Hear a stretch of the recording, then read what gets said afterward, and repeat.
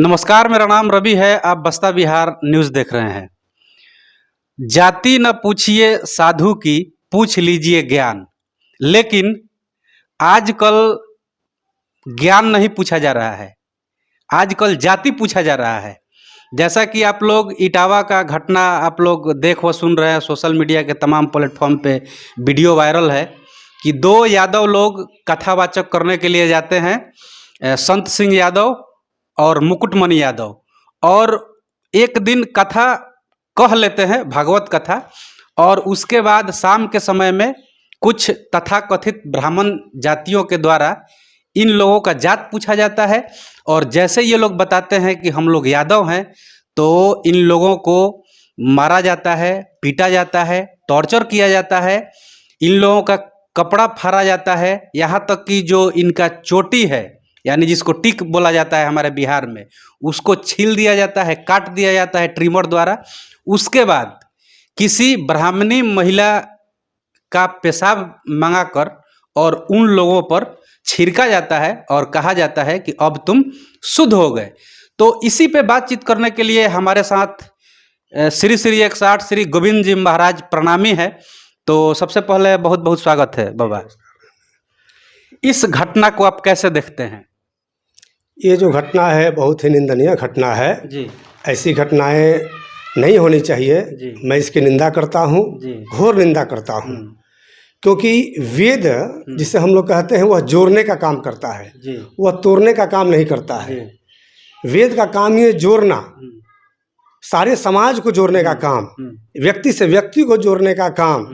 हम लोग तो मानव हैं, लेकिन पशु पक्षियों, पेड़ पौधों, पूरी सृष्टि को एक सूत्र में पिरोने का काम करता है वेद। शिक्षा किसी की बपौती नहीं है। अच्छा। किसी व्यक्ति विशेष की चीज नहीं है। जो पढ़ेगा वो ज्ञानी हो जाएगा। क्योंकि भागवत में, लेकिन वहाँ तो वो लोग ज्ञानी हैं, बढ़िया से कथा भी वो लोग कर रहे थे। लेकिन हो सकता है कि पूछा गया, इन लोगों का कहना है, जो ब्राह्मण समाज के लोग हैं, उन लोगों का कहना है कि ये लोग जाति क्यों छुपाए। अब आप बताइए कि जाति से इसमें क्या मतलब है? जात पात न पूछे कोई, हरि के भजे सो हरि के होई। अच्छा। ऐसा कहा गया है। हाँ। और कबीर साहब ने कहा है कि जाति न पूछो साधु की, पूछ लीजिए ज्ञान। मोल करो तरवार की, पड़ी रहन दो बयान। मतलब यहाँ तक भी कह दिया गया है कि जितने भी लोग भागवत महापुराण के 11वें स्कंध के भगवान श्री कृष्ण के अंतिम उपदेश में भगवान स्वयं कहते हैं कि जो ब्राह्मण और चंडाल में अंतर करता है वो मुझे नहीं प्राप्त कर सकता है। अच्छा। जो गाय और कुत्ते में अंतर करता है वो मुझे नहीं प्राप्त कर सकता है। यानी सब में जब भगवान है तो फिर अलग करने वाले हम कौन होते हैं। अब रही बात कि ब्राह्मण ही कथा कर सकता है, तो पहले हम लोगों को ये जानना होगा कि ब्राह्मण है कौन। तो मनु स्मृति में मनु जी ने कहा है कि जो वेद का ज्ञाता है वह ब्राह्मण है। जो वेद को धारण करता है, वेद भगवान के ज्ञान को धारण करता है, वह ब्राह्मण है। और वह व्यक्ति पढ़ता है, पढ़ाता है, यज्ञ करता है, करवाता है, दान लेता है, दान देता है। यानी सृष्टि के प्रारंभ काल में कर्म अनुसार ही चारों वर्णों का विभाजन हुआ है। अच्छा। ना ही कि जन्म से कोई भी व्यक्ति ब्राह्मण पैदा होकर नहीं आता है। वो जनेऊ पहन के नहीं आता है, वो चंदन टीका लगा के नहीं आता है, वो कोई हिंदू मुस्लिम भी नहीं आता है। ये सब संकुचित विचार के लोग हैं। जो हालांकि पूरे ब्राह्मण को नहीं कहा जा सकता है। बहुत ब्राह्मण लोग अच्छे भी हैं और आके बोल भी रहे हैं कि नहीं, ऐसा नहीं होना चाहिए, गलत चीज़ है। कुछ एक ब्राह्मण लोगों का ही काम है। तो आपके हिसाब से ये लोग स्त्रियों का हाथ खींच रहे थे, पकड़ रहे थे, इसमें कितनी सच्चाई लगती है आपको? ये तो मैं देखा नहीं हूँ ना, इसके विषय में कुछ जानता। जो कथा करने जाएगा भला ऐसा कर सकता है क्या? नहीं, कोई कथावाचक ऐसा कैसे कर सकता है? लेकिन उन लोगों का तो आरोप है। हाँ, आरोप लगाने वाला तो कुछ भी आरोप लगा सकता है। मैं रास्ते जा रहा हूँ और आरोप लगाने वाला कुछ भी मुझ पर आरोप लगा सकता है। मैं इसका खंडन करता हूँ। ऐसा नहीं हो सकता है। अगर ऐसा हुआ है तो इसकी जांच हो। कानून है देश में। हम और आप कानून हाथ में लेने वाले कौन होते हैं? कानून कोई भी व्यक्ति अपने हाथ में न ले। जो ऐसा कार्य किया है वो गलत है। जिन्होंने कथा बंद कराया वो अपराधी हैं, उनको सजा मिले। अच्छा। कथा बंद नहीं होना चाहिए। कथा बंद नहीं होना चाहिए। भगवान के लीला कथा का गायन कोई भी कर सकता है। ऐसा धर्मशास्त्रों में भी उल्लेख है कि ऐसा नहीं है कि कोई ब्राह्मण जाति में जन्म लेके ही ऐसा कर सकता है। अच्छा। अरे शिक्षा है, ये तो ज्ञान का चीज है। धर्म शास्त्र का अध्ययन जो करेगा वो धर्म की चर्चा करेगा, जो साइंस पढ़ेगा वो साइंस की चर्चा करेगा, जो डॉक्टरी पढ़ेगा वो डॉक्टर बन जाएगा। इसमें कौन सी बड़ी बात है। अब तक का बाबा थोड़ा सा कड़वा सवाल लेंगे। आपको बता दें अपने चैनल के माध्यम से, गोविंद जी महाराज कुशवाहा समाज से हैं।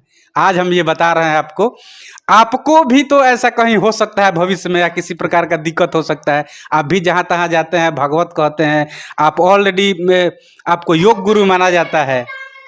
देखिए, जहाँ भी संकुचित विचार के लोग मिलेंगे, अशिक्षित, अज्ञानी, ये सब लोग मिलेंगे, वो जाति पूछेंगे। लेकिन जो पढ़ा लिखा समाज होगा, जो बुद्धिजीवी होगा, चाहे वो ब्राह्मण हो, क्षत्रिय हो, वैश्य हो, शूद्र, किसी भी जाति का जो पढ़ा लिखा विद्वान है, वो कभी जाति नहीं पूछता है। आपके साथ कभी ऐसा हुआ है कि नहीं? नहीं, कोई पूछा है कि नहीं? हमारे साथ ऐसा कभी नहीं हुआ। आप भी तो भागवत कहते हैं। जी, हमको तो भागवत कहते हुए आज 20-21 साल हो गए। लेकिन मैंने इस प्रकार का नहीं। मैं मुंबई से प्राणनाथ ज्ञान केंद्र से पढ़ाई किया।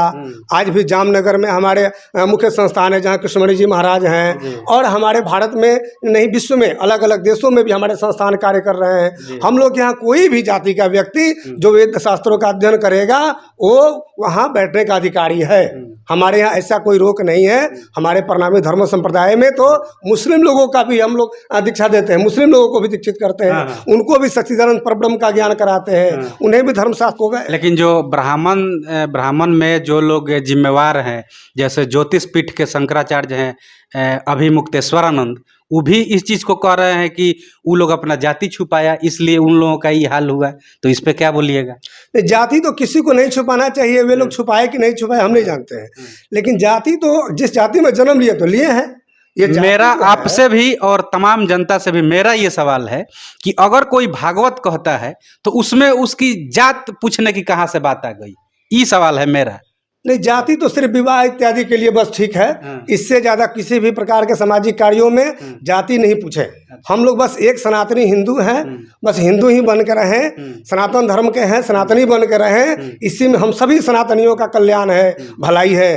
अन्यथा जिस तरह से पूर्व काल में बिखरते गए हम लोग, और भी बिखरते जा रहे हैं, आने वाले समय में भी बिखरते जाएंगे।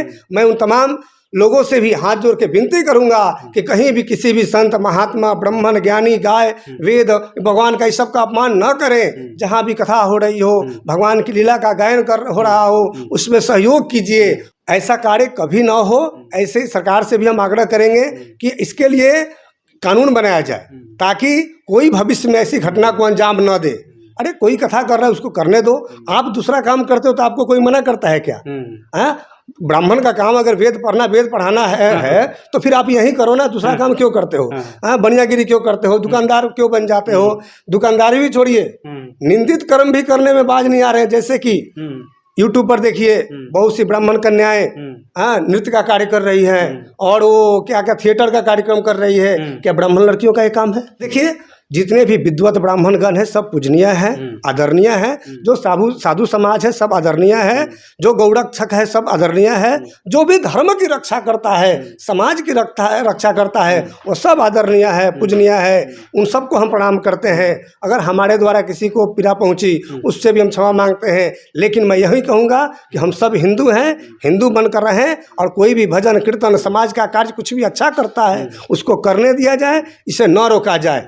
मैं कुछ हालांकि आपको हम बता दें कि ये जो घटना है, जिस इटावा के घटना को लेकर पूरा यूपी और बिहार में पूरा बवाल और हड़कंप मचा हुआ है, ये कोई नई बात नहीं है। इसके पहले भी आप लोगों ने कोरोना के टाइम में 2023 में 22-23 में आप लोगों ने देखा होगा कि एक लड़की के साथ ऐसा हुआ था। वो मतलब कि गैर ब्राह्मण लड़की थी, उसका नाम था शायद यामिनी साहू ना बाबा, आप भी जानते होंगे। जी जी। यामिनी साहू को भी प्रवचन कथा करने से रोका गया था, और बोला गया था उस लड़की को कि तुम जाओ नाच गान करो, ठीक है, तुम मतलब नाचो गाओ, तुम्हारे लिए ये नहीं है।